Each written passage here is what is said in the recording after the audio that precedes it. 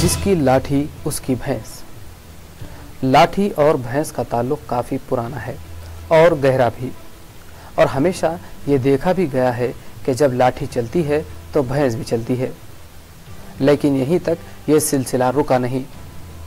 لوگوں نے کسی بھی طرح لاٹھی حاصل کرنا اپنی زندگی کا مقصد بنا لیا، اسی لیے آج جس کسی کو دیکھیے وہ کسی نہ کسی لاٹھی کے سہارے زندہ ہے۔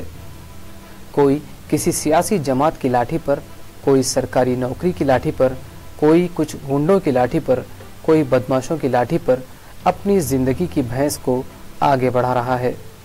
اور ایسی لاٹھیوں کی وجہ سے شہروں میں، گلیوں میں، ملکوں میں کئی مسائل بھی دیکھنے کو ملتے ہیں، کیونکہ کبھی کبھی یہ لاٹھیاں آپس میں ٹکرا جاتی ہیں اور سماج میں کافی ہنگامہ برپا ہو جاتا ہے۔ جن بھینسوں کے لیے یہ لاٹھیاں استعمال ہوتی ہیں وہ اور بھی زیادہ ہنگامہ کرتی ہیں۔ ہمیں سوچنا چاہیے کہ کیا انسان کو زندہ رہنے کے لیے واقعی ایک لاٹھی کی ضرورت ہے، اور کیا کوئی انسان بغیر کسی لاٹھی کے ایک عزت دار اور اچھی زندگی گزار نہیں سکتا۔ کسی بھی گاؤں، کسی بھی شہر یا کسی بھی لوکیلٹی میں ایسے لاٹھی ڈیپینڈنٹ لوگ ہم کو نظر آ جاتے ہیں۔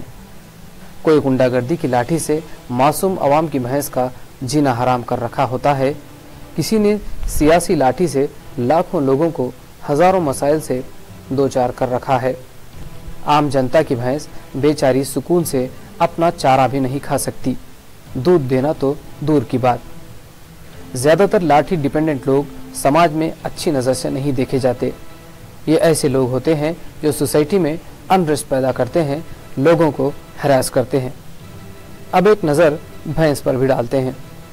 ہر وہ چیز یا جگہ یا ریسورس بھینس ہے جو فائدہ دے سکتی ہے۔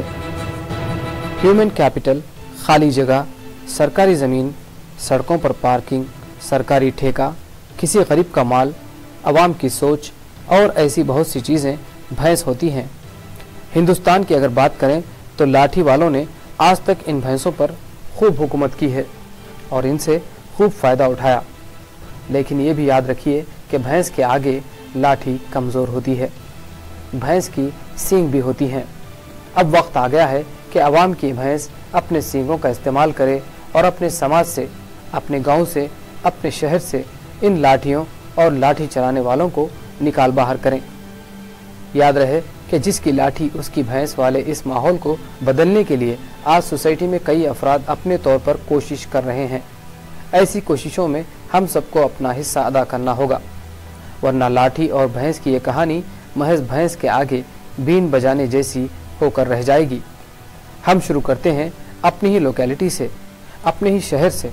یاد رہے کہ لاٹھی کا مقابلہ بھی لاٹھی سے ہی کیا جا سکتا ہے، اور جو لوگ سوسائٹی میں پازیٹیو چینج لانا چاہتے ہیں وہ پہلے ڈسپلن کی لاٹھی ہاتھ میں لے لیں، پھر صحیح اسٹریٹجی پر عمل کرتے ہوئے ایک ایسا نیٹ ورک بنائیں کہ اس کے سامنے کوئی بھی لاٹھی اور کوئی لاٹھی والا ٹکنے نہ پائے، کیونکہ جس کی لاٹھی اس کی بھینس نہیں چلے گا۔